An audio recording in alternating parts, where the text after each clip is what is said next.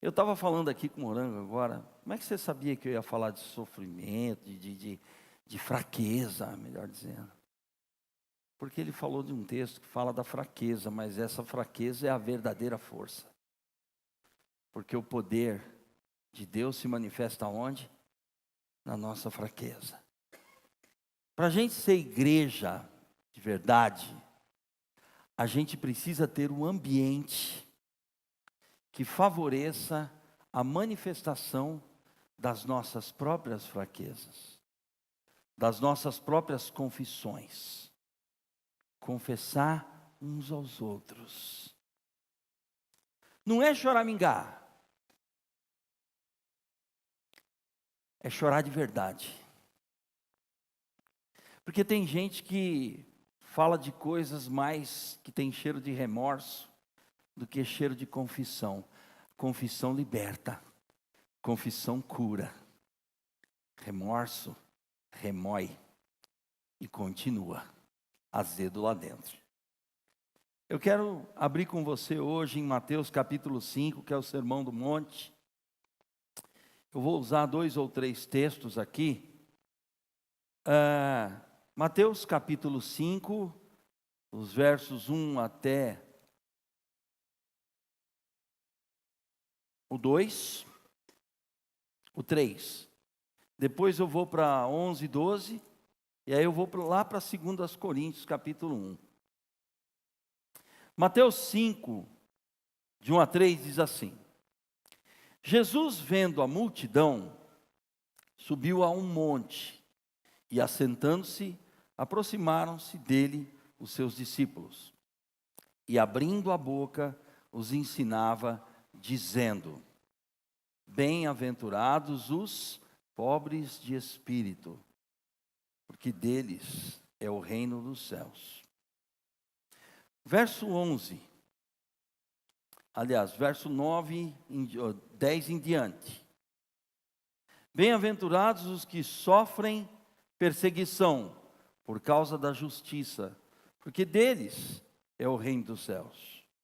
Bem-aventurados sois vós, quando vos injuriarem e perseguirem, e mentindo, disserem todo mal contra vós, por minha causa. Exultai e alegrai-vos, porque é grande o vosso galardão nos céus, porque assim perseguiram os profetas que foram antes de vós. 2 aos Coríntios, capítulo 1. 2 aos Coríntios, capítulo 1, verso 3 em diante.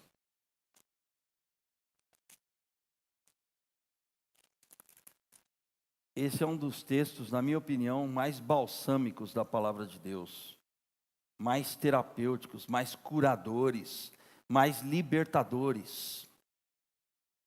2 aos Coríntios, capítulo 1, verso 3, somente até o 5, diz assim: Bendito seja o Pai de nosso Senhor Jesus Cristo, o Pai das misericórdias e o Deus de toda consolação, que nos consola em toda a nossa tribulação, para que também possamos consolar os que estiverem em alguma tribulação, com a consolação com a qual nós mesmos somos consolados de Deus. Porque, como as aflições de Cristo são abundantes em nós, assim também a nossa consolação sobeja por meio de Cristo. Pai, o Senhor que é o Pai das misericórdias e o Deus de toda consolação, fala conosco nessa noite, através do Teu Espírito Consolador. Nos convença, Pai, da nossa fraqueza. Nos convença, Pai, da nossa dependência. Nos ensina a sermos igreja, conforme a ação do Teu Santo Espírito. É no nome do Teu Cordeiro, do Teu Cristo, que nós oramos, agradecidos. Amém. É uma coisa muito constante a gente ver muitas pessoas pregando um cristianismo de triunfo e de sucesso. Não que Deus não goste de nos agraciar com coisas boas. Não que Deus não goste de nos agradar, de nos afagar, de nos dar alegrias. Mas eu tenho notado, como diz o Morango, nessa nossa cidade aqui nós temos mais de 1.500 igrejas. Vocês sabiam disso? Pouca gente está pregando o fracasso humano e o triunfo divino. Pouca gente está falando da fraqueza do ser humano, da dependência do ser humano. E muita gente está falando da minha vitória, do meu êxito. Deus vai me dar a minha vitória. Meu Deus, a minha vitória está em Cristo. O único vitorioso é Cristo. Existe vitória humana no cristianismo? Porque não existe força humana no cristianismo. No cristianismo, sem Cristo tem, mas no cristianismo de Cristo, de Paulo, de João, no cristianismo de Deus, só tem cristianismo movido a Espírito Santo. Só tem a ação do Espírito que nos fortalece, que nos mostra uma vitória que não é nossa, é de Cristo, e que a porta da vitória é o Calvário. E que a glória é a glória de ir para o Calvário com Ele, com o crucificado. Como diz Jürgen Moltmann, a igreja de Cristo é a igreja sob a cruz, é a igreja na cruz, introjetada. É a igreja que não vê vitória em pessoas, mas só vê vitória no crucificado e no ressuscitado de Deus, porque nem a morte pode com Ele. É a igreja centralizada em Deus, é uma igreja que fala de fraqueza humana e fala de poder somente divino. Mas tenho visto muita gente, tenho andado por aí, como eu já falei com o Morango, me faça embaixador, abençoa, põe a mão na minha cabeça aqui, abençoa eu como embaixador da graça bruta, que eu quero ir em cada lugar, um mais diferente que o outro. E eu quero ir em todo lugar, porque eu quero dividir esse pão com os meus irmãos. Para falar que a graça não é nossa, que a graça não é uma manipulação humana.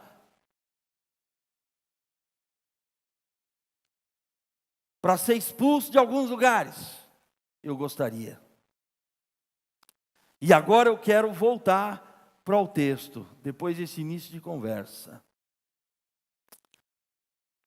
E dizer assim, Mateus 5, de 1 a 3, está falando de como ser cidadão do reino de Deus. Bem-aventurados os pobres.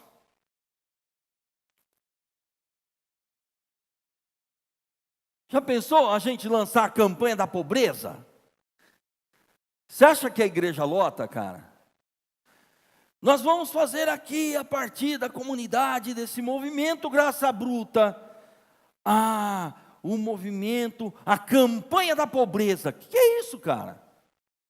Acabou de falar aqui. Não vai enricar, não vai casar, não vai, sei lá.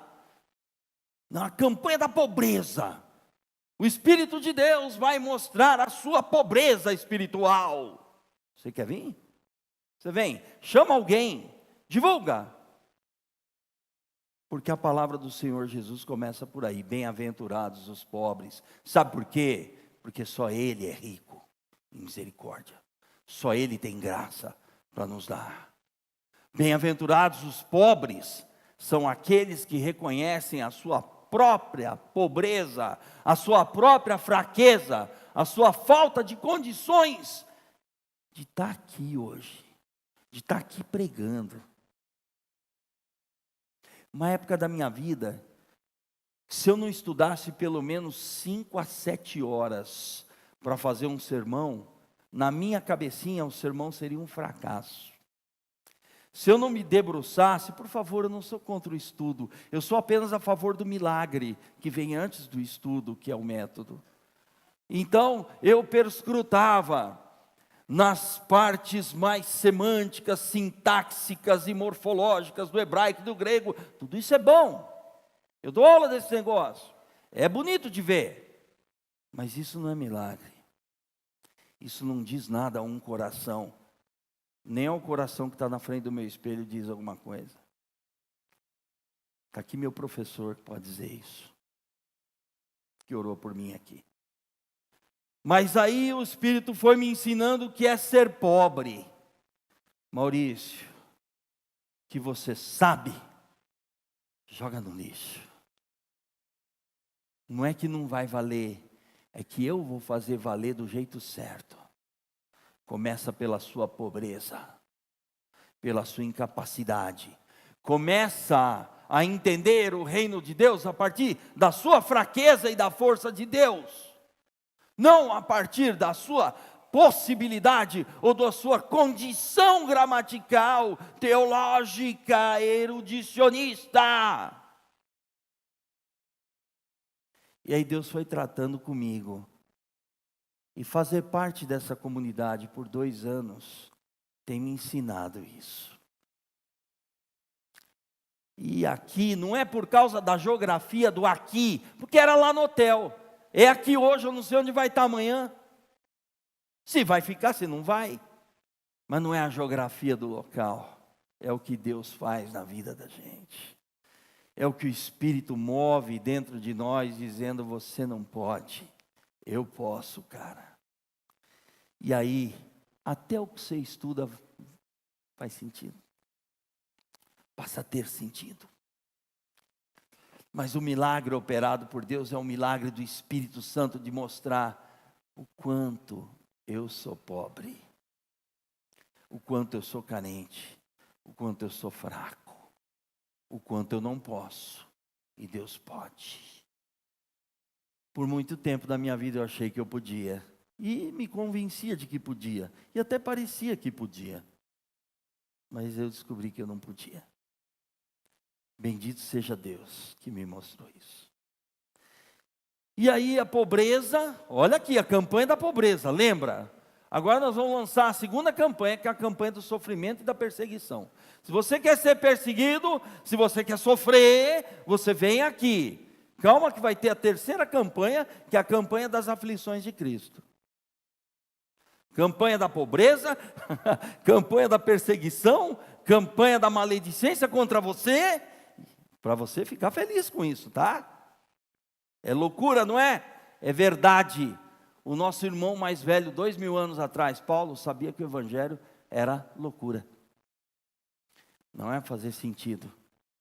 É para dar sentido às nossas vidas a partir de Deus, não a partir da gente. Queridos, olha que Deus maravilhoso. Bem-aventurado, sabe o que é bem-aventurado? Isso é conhecido de muita gente. Bem-aventurado, né? Altamente favorecido pela graça, altamente felicitado pela graça, altamente beneficiado por uma alegria que não vem de ti, não vem de mim, vem de Deus. Bem-aventurado é mais que feliz. Saiba, é um superlativo que o grego não nos permite traduzir por português, porque superabunda em sentidos semânticos. É mais que feliz, é felicitado por Deus. Bem-aventurados os pobres. Você é feliz quando você sabe que você não pode e que só Deus pode. Você é feliz quando você joga a toalha e quando você permite que o Espírito de Cristo opere em você, mostrando que Ele é forte e você é fraco. Bem-aventurados os pobres, porque senão não adianta nem prosseguir. Choram, manso, tem fome, sede de justiça, misericordioso. Isso não existe, porque aqui é uma coisa engendrada, aqui é uma progressão. Eu nada posso, por isso eu choro. Eu nada posso, por isso eu sou manso segundo Deus. Mansidão não tem a ver com a sua personalidade. Tem gente que é manso e é brabo. Tem gente que tem uma personalidade, mas é manso. Manso é tratável por Deus. É gente tratada por dentro. Chora, não é choramingas. Feliz é quem chora, sabe por quê? Porque chora o sofrimento do próximo. Chora o sofrimento do outro, porque é um crente em Jesus Cristo que não é indiferente a alguém que está sofrendo, por isso ele chora.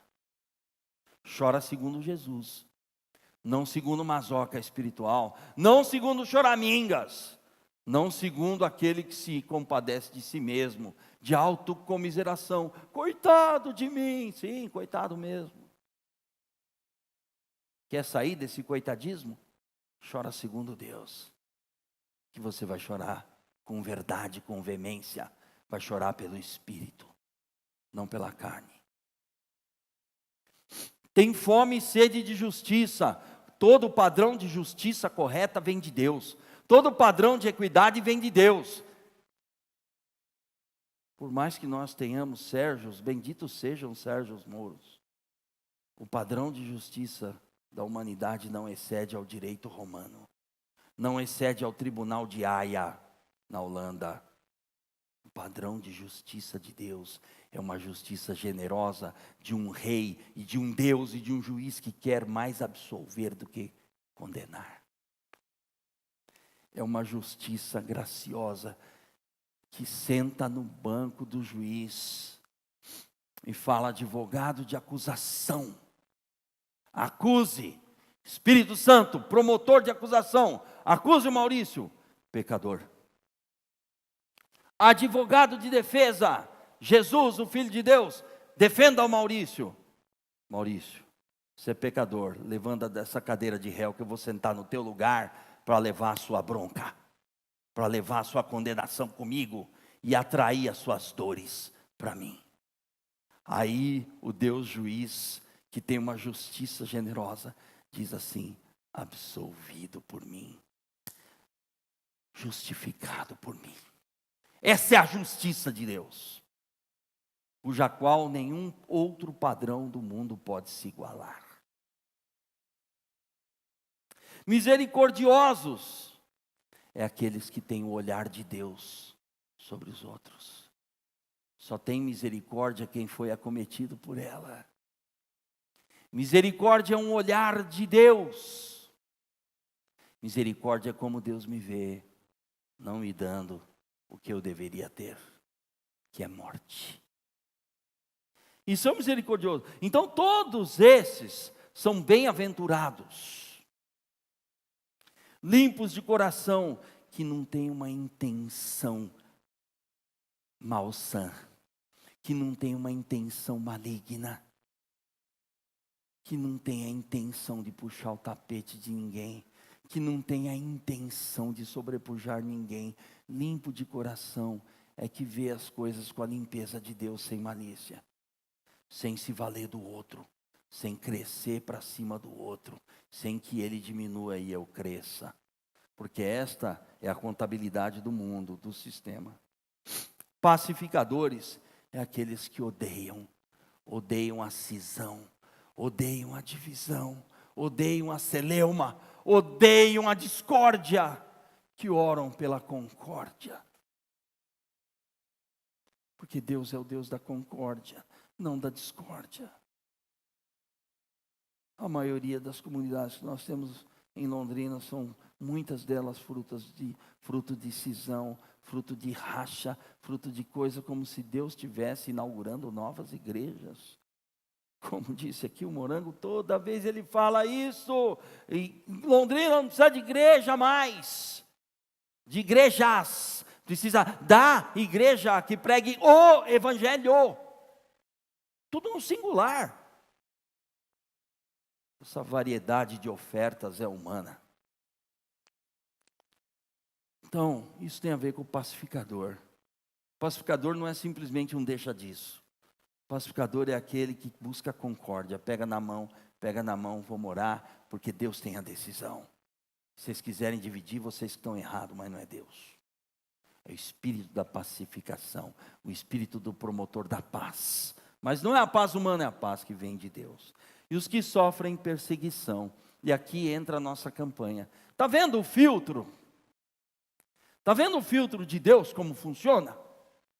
Está vendo que ser feliz segundo Deus é ser feliz segundo Deus, não segundo a gente, não segundo as nossas pretensões. Então agora saímos da campanha da pobreza, não sei quantos dias vai durar. Aí entramos, estou aqui fazendo um...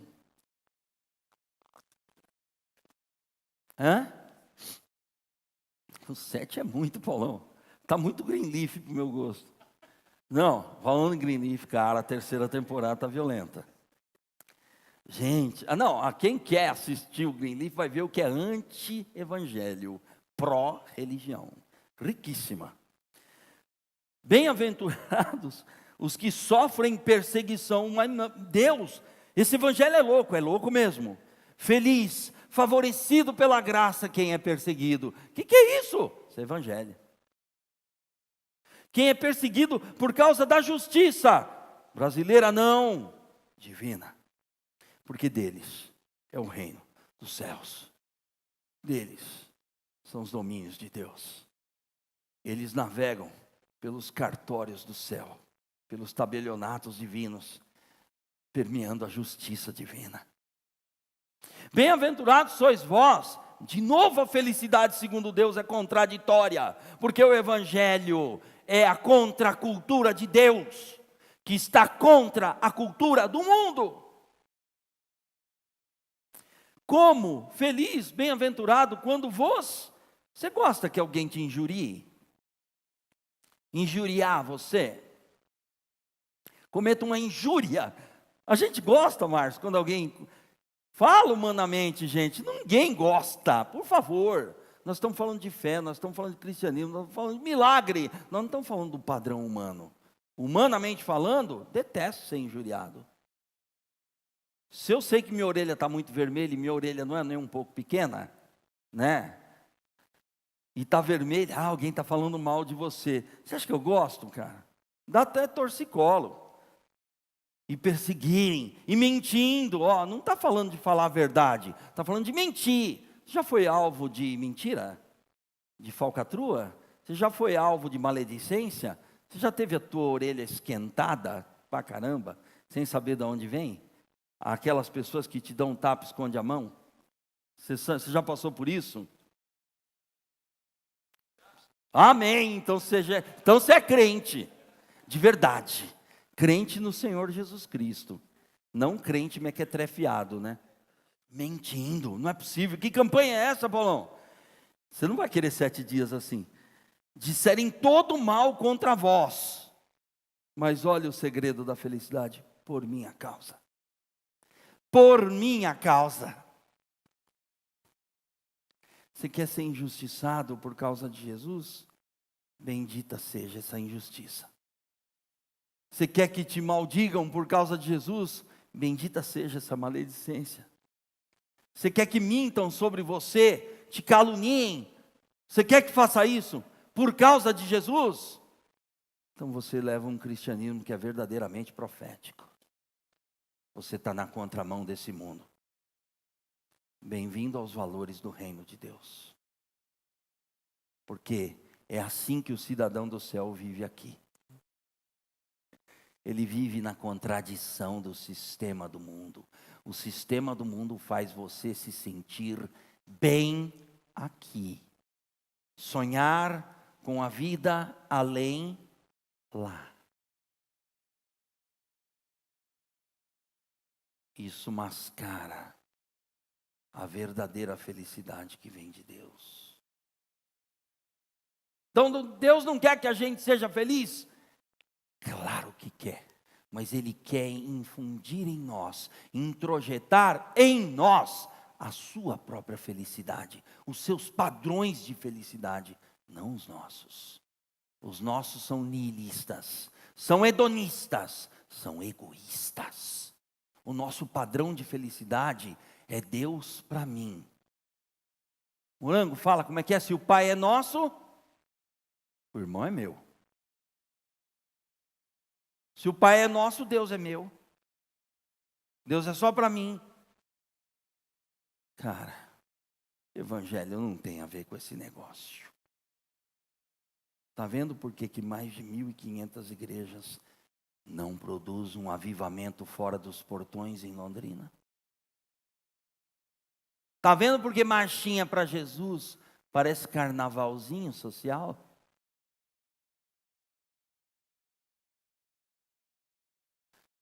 Nós somos ou não testemunhas da ressurreição? O poder que há em nós é nosso ou é de Deus? Queridos, eu tenho às vezes tanta vergonha do meu cristianismo, mas Deus está me levando em cada lugar para ver isso. Deus é tão enigmático, às vezes, que Ele me põe em situações para me envergonhar, para ver o quanto eu sou fraco.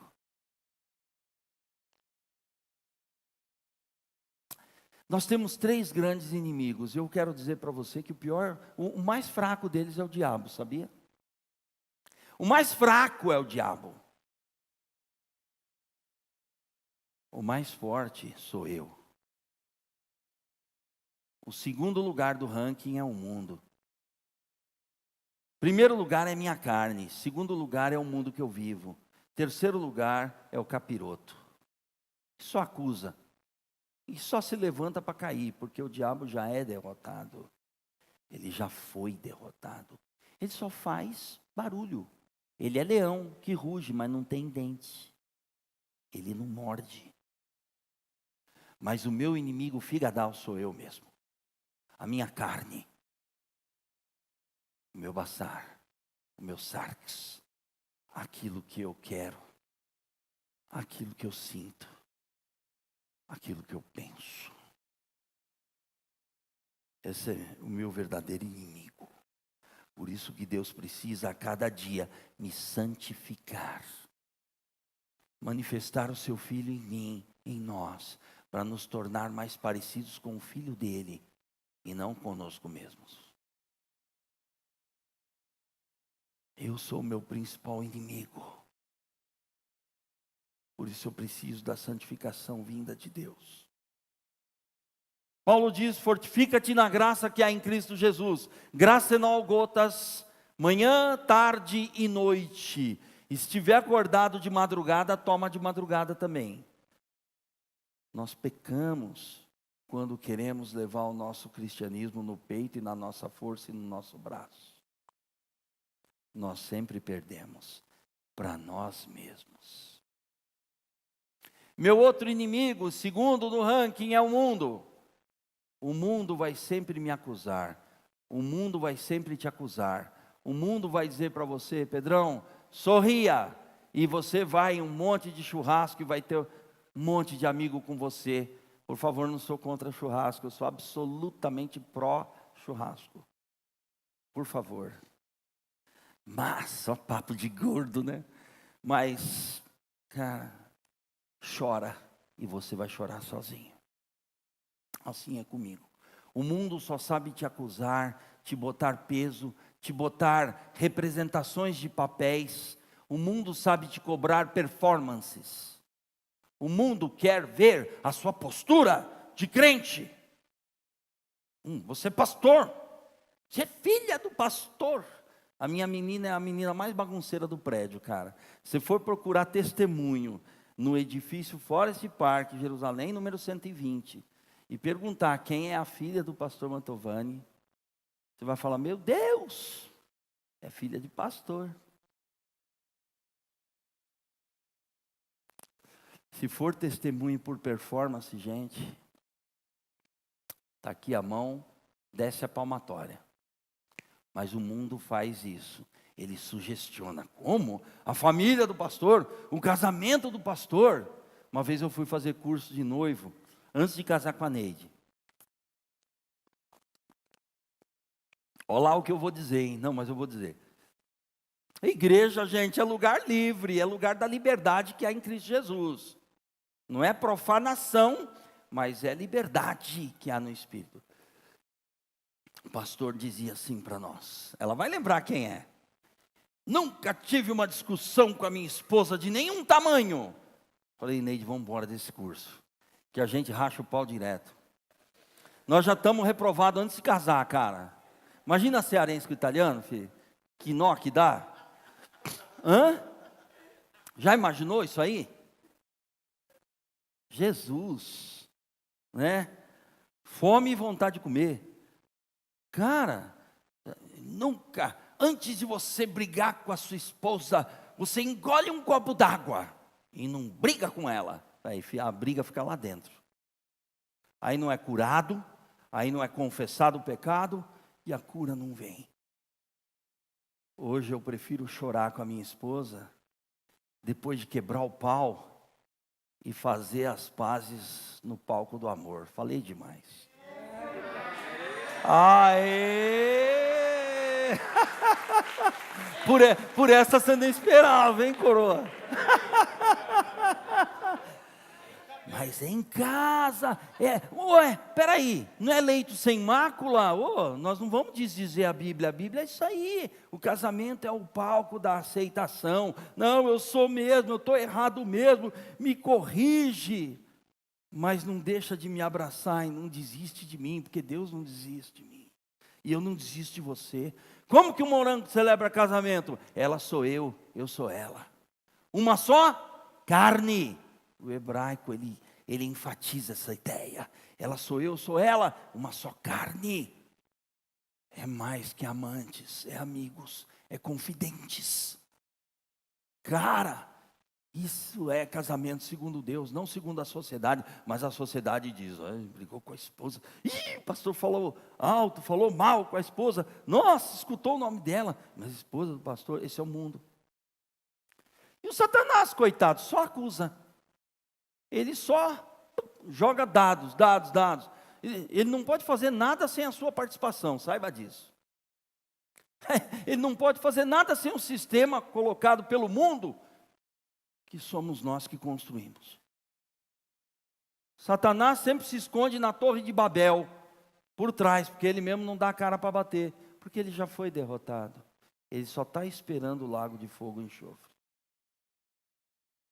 Nós precisamos ter essa consciência. Olha a campanha da injúria, da perseguição, da mentira contra nós, dizendo todo mal contra nós, por minha causa. Não é por causa de ninguém, não é pelo que os outros vão dizer, não é pelo que você e eu vamos achar de nós mesmos, mas é por aquilo que Deus pensa de você, por aquilo que Deus criteria para você, por causa dEle, por amor. Você veio aqui no gasofilaço, deu uma oferta, porque alguém está te olhando com o envelope? Não, é por amor. Você veio aqui cantar e ministrar tão lindamente quanto esse ministério chega aqui. Nós estamos aqui por amor, movido por amor. Nós não estamos movidos por plateia, isso aqui não é palco. Isso aqui é lugar de adoração. Nós estamos aqui pregando, por quê? Por quê? Por amor. Nós estamos aqui convivendo por amor. Deus é amor, e amor não é uma qualidade em Deus. Amor é a própria essência de Deus, que se manifesta no seu Filho, e que vem até nós pelo convencimento do seu Espírito, nos impele a vivermos uma vida assim. O nome disso é milagre do céu, o nome disso é redenção, o nome disso é evangelho, o nome disso é a obra da cruz de Cristo, que vai parar direto na ressurreição. O nome disso é a vitória do crucificado, que vai parar no triunfo da ressurreição, do ressuscitado. Então essa campanha é para ficar feliz.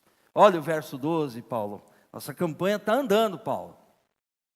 Exultai e alegrai-vos. Meu Deus, que loucura que é o evangelho. Pois é, ele não faz o menor sentido para a mente humana. Porque grande é o vosso galardão nos céus.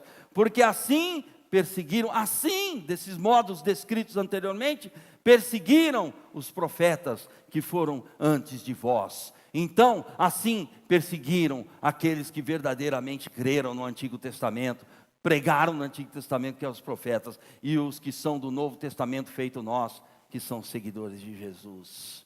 Porque você sabe muito bem que é o Novo Testamento que dá explicação e dá sentido ao Antigo. E Jesus está fazendo exatamente isso aqui. Então é a campanha da perseguição. Bom, você quer ser sal e luz da terra? Ótimo, já preguei essa passagem aqui na comunidade uma vez.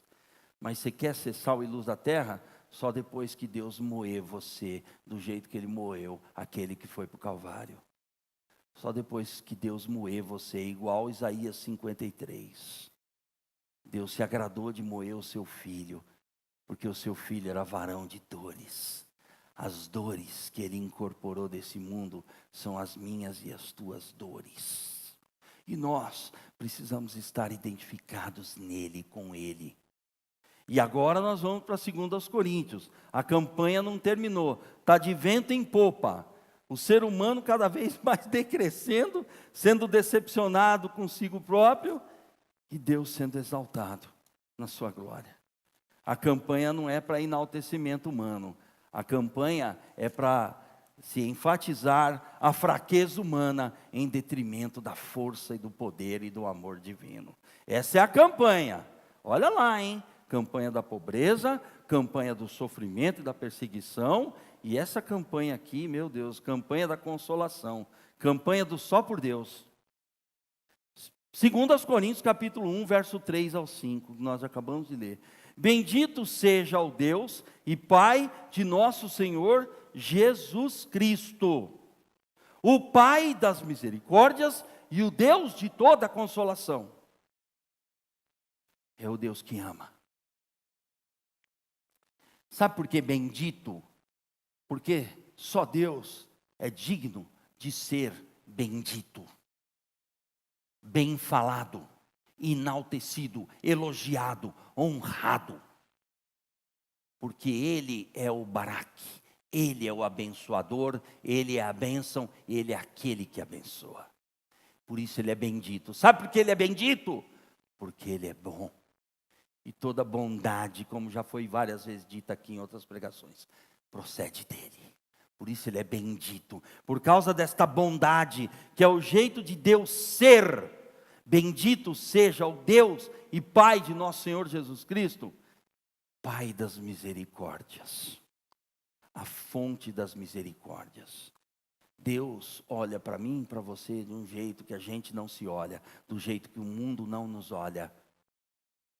Deus olha para você com um ar de misericórdia, com um amor que não pode ser destruído e nem vencido, mas infelizmente pode ser rejeitado. Misericórdia é a maneira de Deus te olhar e olhar. Tadinho, Maurício, não dependa de si. Deixa eu fazer a obra na sua vida. Deixa eu olhar para você com o meu olhar amorável. O nome disso é misericórdia. E Deus é o Pai das misericórdias, porque Ele é a fonte das misericórdias. E as misericórdias nascem a cada dia, renascem a cada dia, e elas, Paulão, não têm fim. É o jeito de Deus ser. Mas Ele tem mais para nós, é o Deus de toda consolação. Se a misericórdia é um olhar, a consolação é uma ação divina, balsâmica, me curando, fazendo eu vomitar as minhas coisas para fora. E aí deitar no divã de Deus e ser curado por Ele, ser consolado por Ele. O Consolador, o Paráclitos, o Espírito Santo é aquele que está em você e em mim, chamado para estar dentro de você, mas ao seu lado, porque Ele não é você, mas você está diminuindo e Ele está aumentando. Nisso consiste a consolação de Deus, nisso consiste a vida cristã, nisso consiste a igreja de Cristo, que tem vida de Deus dentro dela. Toda a consolação, não é 99, é toda a consolação, que nos consola em toda a nossa tribulação. Quem por favor não tem tribulação aqui, não tem tentação, não vou fazer vocês passar por mentiroso, não. Eu ia pedir para levantar a mão. Não, todos nós temos. Para quê? Aí vem o ministério da igreja. Para quê? Finalidade. Também possamos consolar aos que estiverem em alguma tribulação, com a mesma consolação com a qual nós somos consolados por Deus. Ninguém dá o que não tem, nós damos o que recebemos. Se Deus te consola, se Deus te cura, se Deus te trata, o que você tem a transmitir ao outro é exatamente isso: cura, consolação. Eu não concordo com você, meu canalha amado, mas eu não desisto de você. Eu gosto de você com o gosto que Deus me derramou no coração. Eu amo você não com o meu amor, mas com o amor de Deus derramado no meu coração. Eu sei que você tem um monte de defeito igual eu. Eu sei que você passa por um monte de tribulação igual a mim. Mas eu quero consolar você com a consolação que eu recebi. Só quero dar o que eu recebi para você. Aceita um abraço? Ou vocês acham que o abraço aqui é uma mera coreografia eclesiástica? O abraço aqui é para a gente sentir o outro. Para a gente dar ao outro o calor que recebe de Deus. O Deus da consolação. O Deus da cura. Cura que liberta, que tira a minha culpa e coloca no lugar a aceitação que vem de Deus. Fé, como dizia o falecido Brennan Manning, é a coragem de aceitar que você foi aceito. Você é consolado por Deus para consolar os outros. Às vezes não são palavras, na maioria das vezes não são palavras e discursos. Na grande maioria, são abraços, são toques. Porque Deus te tocou, você toca no outro. É o toque despretensioso, humanamente falando.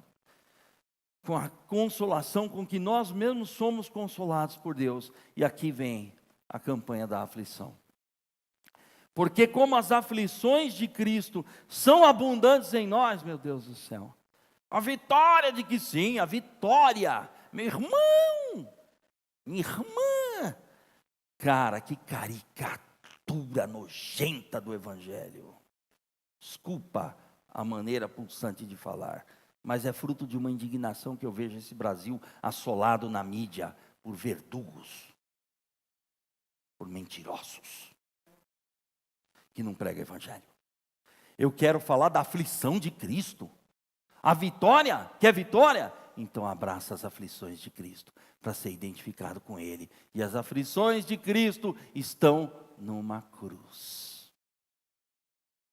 Estão na vida de crucificado.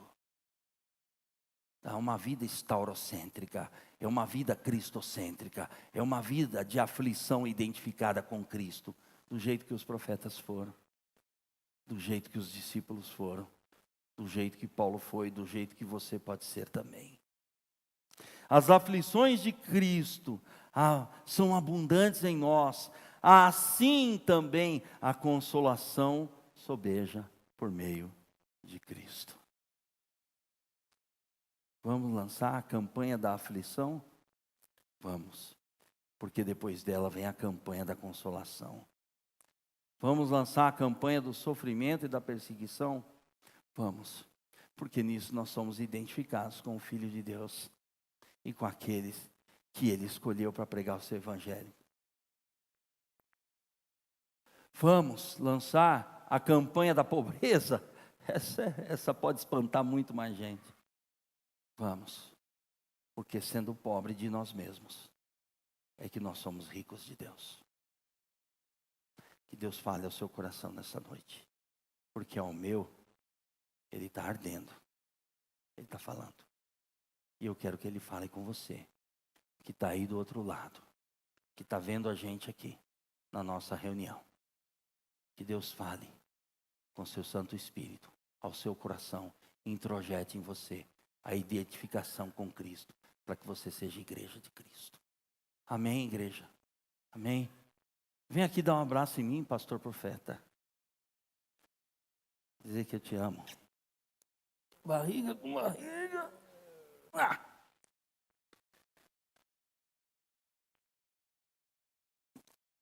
Essas campanhas aí, eu sei não. Campanha é o Paulo que inventou. Alguém já disse que diante de uma pessoa que era muito abastada de dinheiro, disse assim: fulano é tão pobre que só tem dinheiro. Já. Eu fico vendo no meu consultório pessoas que pelo medo de sofrer, sofrem. Dá para entender isso não? O cara tem medo de não ter daqui 10 anos, então ele não usa o que tem hoje.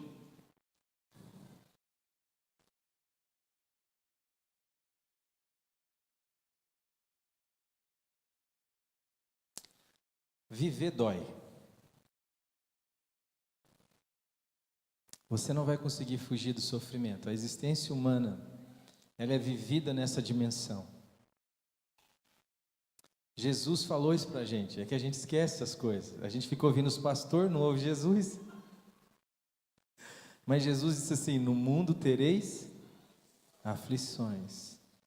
Mas ele diz assim: tende bom ânimo, pois eu venci o mundo. Jesus não disse assim, eu vim evitar o sofrimento de vocês. Ele falou: eu vim sofrer com vocês, para que vocês tenham a coragem de passar pelo sofrimento com a esperança, de saber que céus e terra passarão, o meu sofrimento também, mas eu, unido à palavra de Deus, não mais. Quantas realidades já chegaram na sua vida com o poder de acachapar a sua vida, que você falou assim: meu, disso aqui eu não escapo. Isso passou e pela graça de Deus você permanece aqui com um cântico de louvor para louvar a Deus. Mas às vezes a gente nem percebe isso. Irmãos, ninguém está aqui ensinando vocês a serem masoquistas. A gente está falando que a vida é feita de dia e de noite. É feita de alegria e de tristeza, de sofrimento e de prazer. Quando Paulo diz assim: agora eu sei viver de qualquer jeito, ele está dizendo: nada me falta mais. Eu sei ter fartura como eu sei padecer necessidade. Eu sei ser honrado como eu sei ser humilhado. Tudo posso naquele que me fortalece. Aí a gente pega tudo posso naquele que me fortalece e faz campanha do poder, né? Então ele está dizendo: circunstâncias virão, circunstâncias felizes, circunstâncias tristes, circunstâncias favoráveis, desfavoráveis. O que nós precisamos entender é que a nossa vida está guardada naquele que venceu todas essas realidades, para que a gente possa viver cada uma das situações, sejam elas alegres, sejam elas mais difíceis, com essa esperança que diz assim: tem de bom ânimo, segue em frente.